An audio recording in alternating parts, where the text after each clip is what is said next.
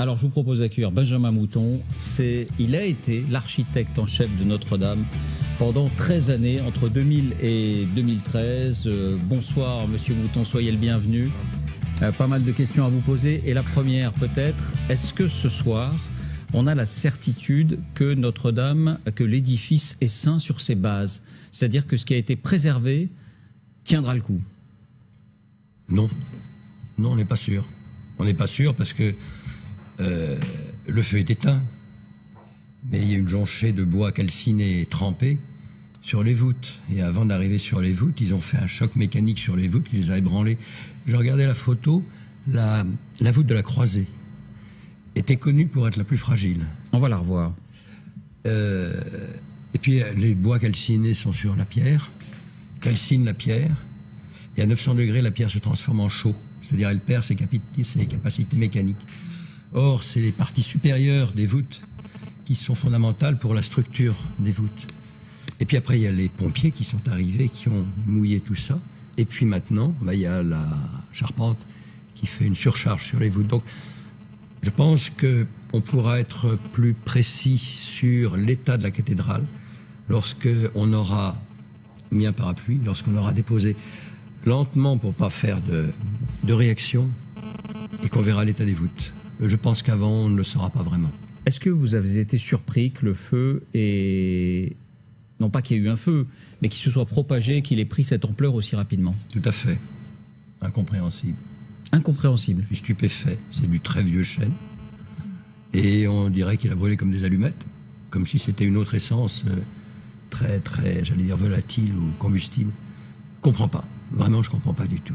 C'est très impressionnant. Vous ne voyez pas quelle pourrait être l'origine de ça? L'origine du feu? Aucune idée.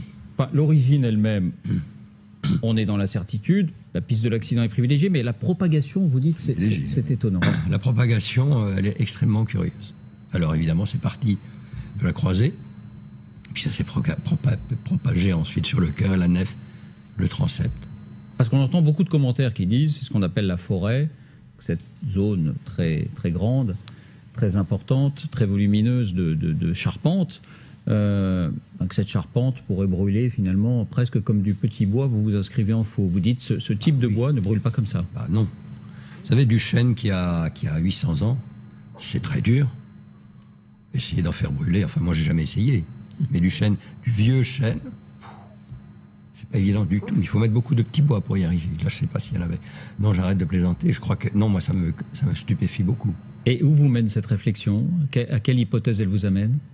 Je vois pas d'hypothèse que je puisse dire. Quelle hypothèse on pourrait dire? Que ça a été vite. Qu'on aurait pu faire autre chose pour que ça n'aille pas aussi vite. Moi, je me perds en conjecture. Vous savez, on a fait à Notre-Dame, juste avant que je prenne ma retraite, c'est-à-dire dans les années 2010, on a remis à plat toute l'installation électrique de Notre-Dame. Donc, il n'y a pas de possibilité de court-circuit. On a remis à plat, et aux normes contemporaines, même en allant très loin, toute la détection et protection incendie de la cathédrale, avec des éléments de témoins, de mesures, d'aspiration, etc., qui permettaient de détecter un départ de feu.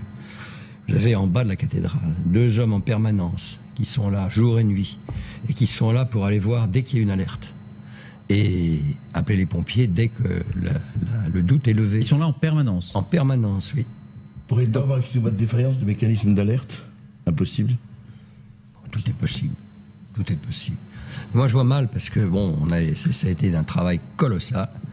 Et puis, vous savez, c'est comme dans tous ces chantiers de monuments historiques, surtout à Notre-Dame, on a un encadrement technique, normatif, de contrôle, etc., qui est considérable, qu'on ne voit nulle part ailleurs, qui est considérable. Donc là, je veux dire que je suis quand même assez stupéfait. Et pendant les 13 années où vous avez été l'architecte en chef du bâtiment, vous n'avez pas eu connaissance de départ de feu? Ça n'est jamais arrivé? Non. Je suis ravi. On voit bien Jérôme. quand même que les travaux de restauration d'un monument historique qui date de tant de siècles accentuent la fragilité du monument lui-même Et l'un des problèmes qui se pose aussi, c'est la surveillance de ce type de chantier. C'est-à-dire qu'il est quand même ahurissant que dans les défenses, et j'entends les défenses évidemment de gens de bonne foi, nous disent il n'y avait plus un seul ouvrier sur le chantier. En d'autres termes, il n'y avait plus personne qui surveillait un chantier de cette importance, alors que, à l'évidence, à partir du moment où il y a un chantier de rénovation comme ça, dans un monument historique de cette portée, on ne comprend pas qu'il n'y ait pas des conditions de surveillance strictes, permanentes, 24 heures sur 24 qui soit posée. Et là, je pense que la loi va devoir évoluer sur la façon dont on peut rénover, restaurer des monuments historiques, parce qu'il y a une carence évidente, me semble-t-il, de surveillance à minima. Vous avez sûrement raison, mais je vais mettre 2 bémols. Le premier, c'est de vous dire, vous savez, quand les ouvriers s'en vont du chantier, c'est la surveillance générale qui reprend ses droits, qui n'a pas vraiment quitté, et qui continue. Donc il n'y a pas de différence. Mais elle n'est pas spécialement adaptée à travaux de rénovation du monument historique. C'est-à-dire qu'on est resté sur les 2 hommes tout en bas en permanence 24 heures sur 24. Mais avec des appareils de mesure et de détection en permanence dans les combles. En ajoutant une chose, c'est que ces appareils de détection qui sont dans les combles sont alimentés de telle sorte qu'il n'y ait aucun risque de court-circuit. On a déporté tous les éléments de branchement dans les escaliers en retrait des portes coupe-feu. La deuxième observation que je vais faire est la suivante, et peut-être vous allez être surpris. Quand vous regardez les statistiques sur les sinistres dans le bâtiment, vous voyez les monuments historiques, c'est presque rien. Alors, parce qu'il y a très peu de monuments historiques, tout simplement. Non, c'est parce que ces chantiers sont très, très surveillés, très encadrés, avec des mesures qui sont drastiques en ce qui concerne la protection, la surveillance, etc., etc.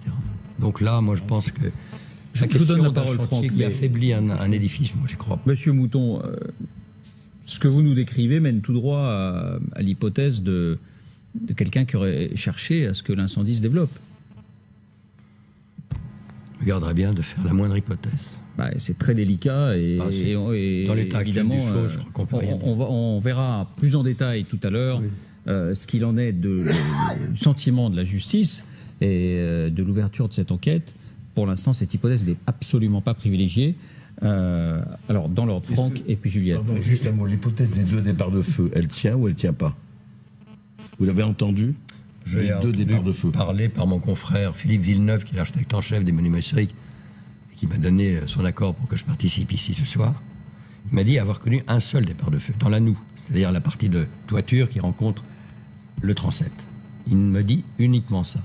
Et il ajoute, il n'y avait pas de chantier à cet endroit-là. Il n'y avait pas de chantier à cet endroit-là. Chantier. C'est-à-dire, celui qui vous a succédé vous a dit, le départ de feu a eu lieu à un endroit où il n'y avait pas de travaux. Voilà. Il n'y avait pas de chantier. Bon, c'est un autre élément, évidemment, intéressant. Franck. J'ai une question parce que je connais bien évidemment pas votre métier, mais quand on voit une charpente aussi importante, la preuve, on l'appelait la forêt. Je sais que sur certains bâtiments, moi je vois chez moi dans les toits de chaume, il y a des produits inifugés pour protéger la propagation, et vous êtes étonné de la vitesse de la propagation. Est-ce que la charpente, elle est protégée d'un produit pour éviter cette propagation? Est-ce que ça a été fait ou ça n'existe pas? Parce que ça m'étonne qu'on n'asperge pas de produits cette charpente pour permettre d'éviter que s'il y a un incendie, ça se propage trop vite. Vous savez, pour que ces produits marchent, il faut qu'ils pénètrent dans le bois. Ouais. Alors essayez de faire introduire dans du vieux chêne le moindre produit, que ce soit un insecticide ou un fongicide, c'est pas possible. C'est pas possible. Si on le savait, on l'aurait déjà fait.